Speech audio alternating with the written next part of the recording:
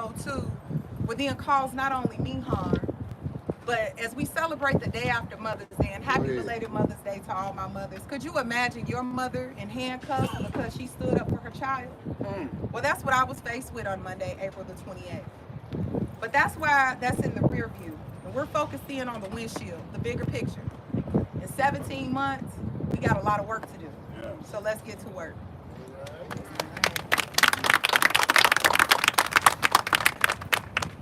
Thank you, everyone, for coming out. I'm speaking for my mother, Betty M. Allen, and the family. There has been a taking of one of my mother's properties. She has a double lot here in Harvey. She has faced issues of being basically strong-armed, coerced into signing documents, disconnecting the property so one of the properties could be sold, which in fact I understood on April 28th. They, in fact, sold one of the properties for $2,000 to an investor, and without giving us notice that it was happening. We would have generally just given them a donation for Harvey to go away. We are asking for due process. That's all I'm asking, is due process, so that we can all come together, your proof, my proof, and let's just say who actually owns the property. My mother holds the deed. We have the original deed. That deed has never been transferred. It has never been sold. I have power of attorney, so therefore I would have done those documents. I have not. And I am saying what the city of Harvey did, I find it unconscionable. I find that they have my phone number, my email address. We live down the street. I am asking that this be stopped, that light be shown on it. I'm asking for due process for my mom. Time to have that done. And I appreciate Ms. Colby actually standing up. She went to jail defending my family, and we elected her. The people of the second ward elected her to speak for us. Miss Betty cannot come and speak for herself. That's why we voted for Ms. Colby. Why won't they let her speak? Well, they wouldn't even let me speak. So, speaking tonight. And I'm just asking that this be noticed. On top of that, imagine not being able to get up in the morning to wash your face, brush your teeth, take your medicine, have a cup of tea. Well, this actually happened to my mom. She was 88 then. They cut her water off starting February the 14th for weeks. So until they had her to agree to having the water disconnected. And at that time, it was off again for an additional, I want to say 30 to 60 days. Eventually, that caused harm to her health. We had to agree at that point to get her water turned back on. It was told to us that if we didn't do that, that the water would be cut off in both homes, and that they would condemn one of the houses. They would condemn the house as unlivable, and therefore they would take the property anyway. I feel that that is totally against all that is right, and we would like to have our opportunity, our day in court, to discuss this matter. It's criminal. It's criminal. It is criminal. That's what you call criminal activity. I would like to say for the record that we have, I'm Pastor Johnson, we have filed a federal lawsuit against the city of Harvey for the erroneous water bills that have been issued to residents and business owners. So if residents or business owners would like to join the class action lawsuit, feel free to reach out to me as well. There has been an inflation of water bills. Before the water department was out of receivership of Chicago, our water bills were very low. And now that it's in the hands of the city of Harvey, that water bill is now $600, $700. And it's all because we're not playing the game of politics. So again, I would like to let it be known that it's free of cost to anyone in the city of Harvey that has received this these egregious acts of retaliation and foolishness that's going on with this administration. And now it's time to take the fight to the street. I thank God for all of the publications that are here, that are present, because it's time to take the fight to the street because we don't have a voice inside of City Hall. That's right. I'd now like to bring to your attention that if you didn't know, across 153rd and Myrtle, 16 families 9 that were occupied, 7 that were no longer will have the opportunity to live in their home. And behind me are a hero and a shero that are still standing, still tall on 153rd and Myrtle. But this is now the 17th home, right? Miss Allen's home is also on Myrtle. And so I'm flabbergasted that across Myrtle, we have the 17th resident that has a housing issue. So at this time, I'd like to bring Ms. Poole Tingle and Mr. Tingle, who has been a resident here 50 plus years, 80 plus years old, and an amazing man. I am Carlita Poole Tingle. My dad is Joe Poole, and this is my sister Lenora Poole. We have, my father has lived on 153rd and Myrtle for 52 years. Today actually is our 3-year anniversary from my mother's death. July 15, 2023, we were informed by Metropolitan Water Reclamation District that our homes would be taken. So they met with us to let us know that, and that was to everyone that was on the block, that our homes would be taken. During that meeting, it was asked, well, why did you choose this block? And the mayor wasn't present at the time that we were being told. It was later found out that 4 years prior, the mayor knew what was going to happen to us, but he kept that a secret. That's what made it become controversial, because you kept this a secret from us. You didn't tell us. We're the last resident on the home. When it comes to eminent domain, it's a thing of you either take that deal or that's it. So, we're being forced to leave. Not that we want to, because like my dad will be 90 in August. And we just lost our mother 3 years ago. So therefore, this was supposed to be our forever home. He worked hard. He migrated from the south to come up north to lose everything. And the thing, the notion of, it being said, well, they could just start over. Look at the housing market that we're in. It's not that easy. Even the money that was given to us, it's not a lot that we can go out and purchase the same type of home that we have. The home that my father lives in, he actually has 2. The one that I live in and the one that he lives in. It's a 6-bedroom home, over 2,500 square feet. We will never be able to afford that. They did not give us enough to afford that. But the point of the matter is, my father and mother worked hard to own what they had, and it just to be gone. We would have never seen this coming. Thank you.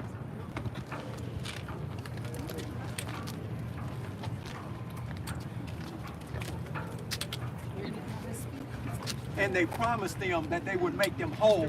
When they were doing the deal, they said that whatever that they appraise your property at, if you want to move to Homewood or South Holland, and you find something and you don't, that money that they gave them for their home was not enough, they said they were going to make them whole, and they lied. That is a criminal act. Right. That is a lie, and it's a criminal act. What? This is not the way that you run a city. This is not necessary. 1 block over, 152nd in Lexington, there are only 2 occupied homes on their block and 1 business. They could have put it right there. What the hell is going on? Right. Absolutely. Hi, my name is Chappelle Hooks. I am a 51-year resident in Harvey. I am also elected to the Harvey Public Library Board. The problem here is that we have a person that feels that they have power, when we are the power. We the people are the power. We have been bamboozled and hoodwinked.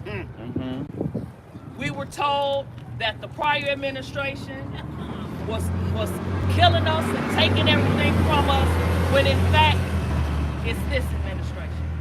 Our streets are raggedy, they're dark. We have 5,427 abandoned homes in Harvey. Why would you take people out of their homes to put a pond when you have so many streets with no residents living? You have abandoned lots. There's an abandoned lot across the street from my house that's been abandoned for 30 years that they could have used. Dixie Square, they could have used. These people are losing their generational wealth. He and his wife purchased their homes for their children to pass down to their kids, like a lot of our parents did. They came here in the 70s, the 60s, 70s. Some families was here from the beginning, 1891. And they tried to build, to leave something for their families and for their future generations. They can't do that now, not here in Harvey. That's not fair. And then you sit back, you humiliate an elected official. You allow them to abuse her in the public eye. But you sit up there and you say how your mom was abused. But you allow them to abuse her? What type of person are we dealing with? Ask him his real name. How many of those he got? Who is he today? Is he Clarence or is he Chris?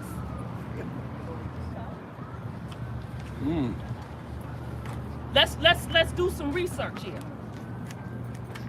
So, in closing, I want everybody to continue to come to these meetings. Don't make this the one.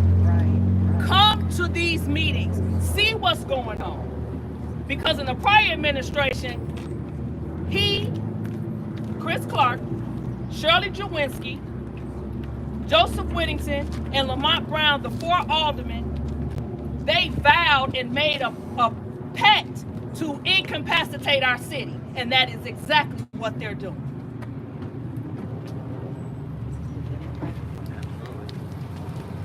Good evening. My name is Dr. Keisha E. McCaskill. I am the Cook County Commissioner here in the 5th District, and I stand here in solidarity with the city and the citizens of Harvey, as well as the 2nd Ward Alderman. I stand here as a woman first, and then a resident. And on those premises, we at some point need to come together and work together. The city of Harvey does not have the luxury to have the news here to report on these types of issues. We need the news here to report on the monies that we need to come into our community. We need the news here when it's time to talk about the disbursement of the funds that do come into our community. We need the news here when our seniors are telling you that their homes are being taken from them. In my role as commissioner, I have the responsibility of not only identifying where I live, but also helping with legislation, policy, and budgeting. So it is my job and it is my responsibility, and I make a commitment to the city of Harvey and the residents, my fellow residents, where I live, to ensure that we have some level of mediation to happen between our aldermanic and our mayoral. Something must happen. The city of Harvey does not have the luxury of this type of leadership. We need to have leadership in place, either it be with the current mayor or someone else, but there needs to be leadership in place that makes people like the county, the state, and the federal government want and desire to send monies here. It's very difficult to bring monies and programs and grants and other opportunities into a city when it doesn't look like the council can get along. It is imperative that we begin to look at those things. We need to look at reforming the Harvey jail. We need monies for that as well. I too have been a visitor of the prison. However, that's neither here nor there. My point is, we cannot continue to move forward in the order that we currently are. Everyone that's here in the news, we like to report all the negative stuff. When we do the positive, we need you here as well. That's right. The issues that are being brought before you today, these are not new issues.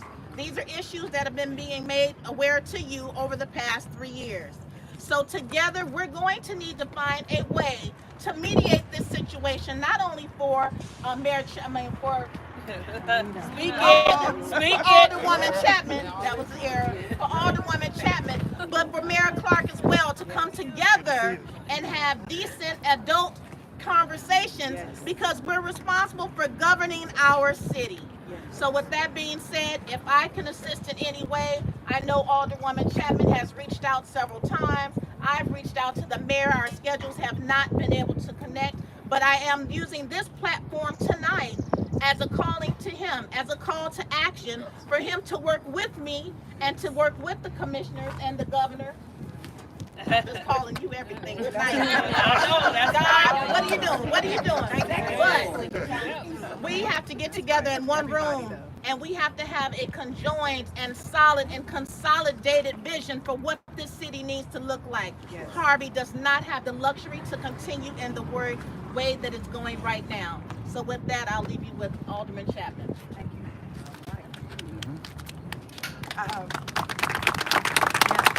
Let's give a round of applause again for 5th District Commissioner Dr. Keisha E. McCaskill.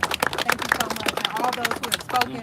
I'd also like to, and I'm very thankful, my apparel today is done none other by this great First Ward resident, Ms. Glennis James Watson, who needed to create this particular apparel so that her voice would not be limited and folks would still get the message as to what's going on here in our great city of Harvey. So without ado, I'll let Ms. Watson. Good afternoon. My name is Glennis Watson, resident of the First Ward. And on November 25th, 2024, at a city council meeting, I was escorted out of the meeting for apparently saying something from my seat. What many of you probably don't know is that at the beginning of every city council meeting, one of the police officers or the police chief will read a legal notice that states what our rights are within the meeting chambers, and those rights do not include anything that is protected by the First Amendment. We can't clap, we can't speak, we can't make any comments out of our seat because it's considered disruptive. It's disorderly conduct. And on November 25th, I was cited for disorderly conduct and fined $500. And it is a total shame. If you go back and watch the city's video of that meeting, you'll notice that whatever I said, I still to this day don't know what I said, was inaudible. But apparently it was enough to have a police officer come across 4-aisle rows of seating to escort me out. And it's not just me. I was probably not, I certainly wasn't the first, and I probably won't be the last. Unfortunately, it's very unfortunate that we can't even exercise our freedom of speech within a meeting. Literally tonight, unless they change it between now and 7 o'clock, literally tonight you will hear the police chief or one of his designees read a legal notice and cite some laws and statutes and ordinances and blah, blah, blah, some of which don't even pertain or are no longer in effect. But they use it as an intimidation tactic, and that's the other thing. The mayor is using the police officers as to weaponize them against the citizens for them to stay in their place, basically. So just go back and watch any of the YouTube videos for city council meetings prior to today, and you'll see how eerily quiet it is in the chambers. Again, we can't speak. We can't, if somebody makes a comment that we like, we can't say, yeah, that was good, or if there's a comment that they make that we don't like, ooh, we don't agree with that, none of that. You'll be escorted out in a heartbeat. So, so I had this shirt made because I even made a public comment following that meeting that I'm going to wear this shirt anywhere I can, because I hope it'll draw conversation from other people as to, well, what does that mean? You were denied your right to speak or your freedom of speech. That's what happened. And so that cannot continue. We're tax-paying residents. We have every right to know where our tax money is being spent. We have every right to be informed of things before the council meetings. We don't get any idea of what's happening prior to the meetings because